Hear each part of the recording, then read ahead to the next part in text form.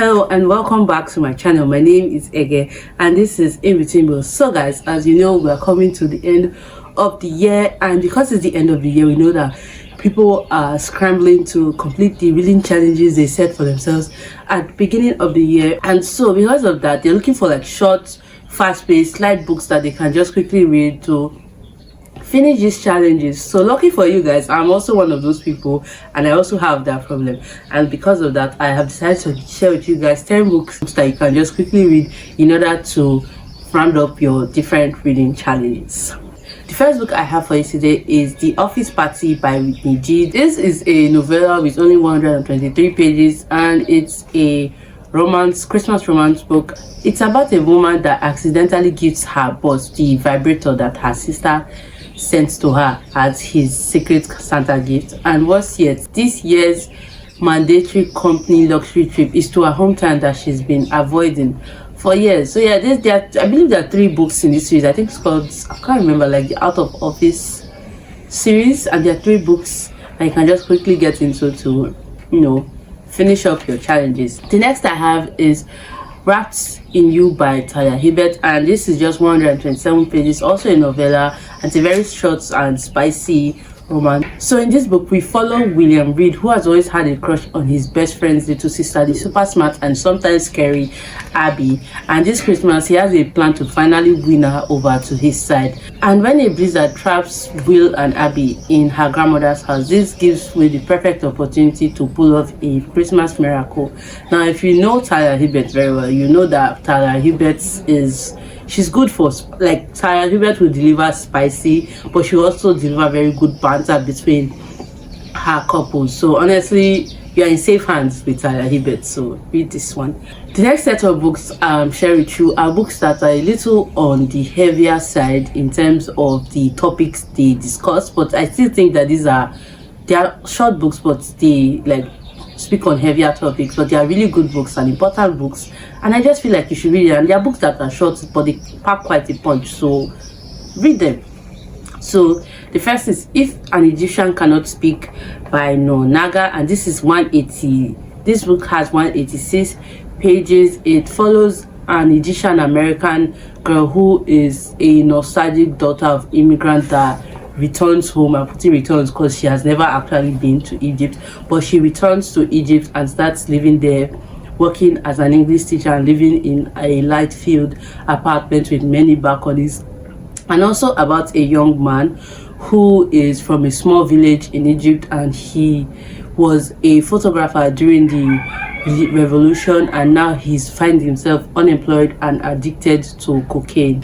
They meet at a cafe in Cairo, they fall in love, and then he moves into her apartment. But soon their desire for each other and for the selves they want to become through each other takes a violent turn that neither of them expected. So this is a book about domestic violence, but it's the way it's written, like the writing style is very unconventional, so it was kind of a bit hard for me to get into, but once I got into it, the story is very compelling, and but just honestly a really good, beautiful story. And it's not, I won't necessarily say I enjoyed my reading of this book. It was just that I was like reading this book, I was like shocked because of just the way it was written and the perspective we're getting. But just a really good book. And yeah, and so this book is about domestic violence. It's also about power and how like power dynamics can shift between two people in a relationship. Then the next I have is The Impatient by Jali Amadou Amal. This is just 106 pages, and honestly this book,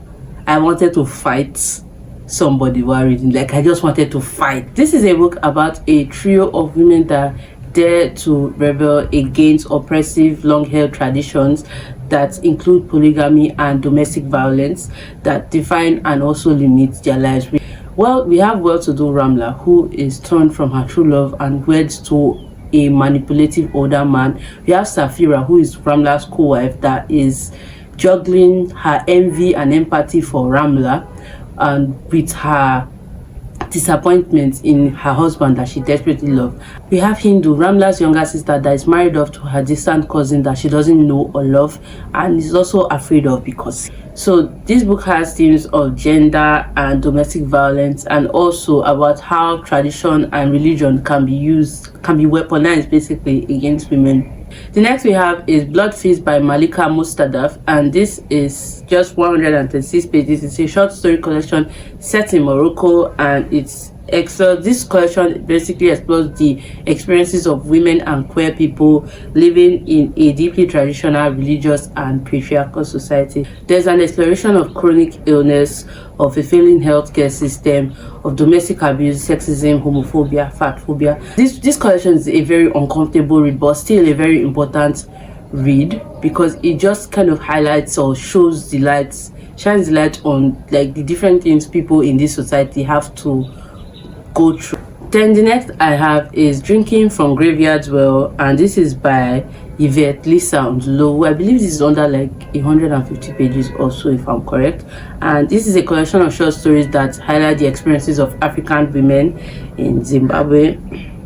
It explores different themes of migration, black tags, family secrets and culture. This is honestly a brilliant collection and I need more people to read it. And then we have Things We Do Not Tell the People We Love by Huma Kareshi. I believe this is just 182 pages, and this is a short story collection that basically examines how love can sour in a relationship, be it a platonic relationship or a romantic relationship between siblings or parents and their children or friends, siblings, lovers, whatever you want to say. It just examines how love can change, or just like how grief or loss or just different things can taint love between two people. It's honestly a brilliant collection. The writing is poetic, and just the stories are just deeply moving stories, and just a generally enjoyable collection. It's short, so get into it. The next I have is What It Means When a Man Falls from the Sky by Leslie Neka Arima, and this is just 190 pages. It's a short story collection that explores the ties that bind between parents and children, husbands and wives, between lovers, and also between friends to one another in places that they call home. I personally haven't read this collection, but it's one that I look forward to reading in 2025, and yeah, read it. The next I have is Like a Mule Bringing Ice Cream to the Sun by Sarah Ladipo Mayinka by Sarah Ladipo Mayinka, and this is a short book. It's just 116 pages long. And so we follow an older Nigerian woman living in San Francisco. Her name is Morayo da Silva, and I think she's 75, and honestly she's living her best life, doing whatever she wants. That is until she has an accident that makes her lose her independence, and because she doesn't live with family now, she has to rely on the kindness of strangers and friends that she meets along the way. This is a book about aging, it's about friendship, and it's also about loss. And then the final book I have for you guys today is All That It Ever Meant by Blessing Musaribi. This is a middle grade book, and it's about this young girl Mati and her family.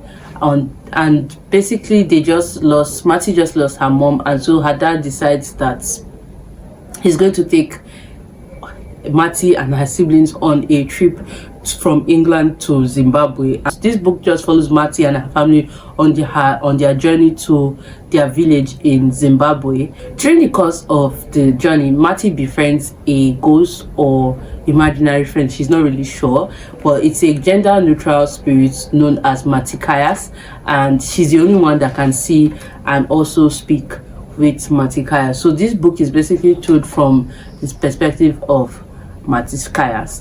Yeah, this is a book about grief, and honestly it was just a very compelling story. Honestly, I really enjoyed my reading of it, and it's just how many pages?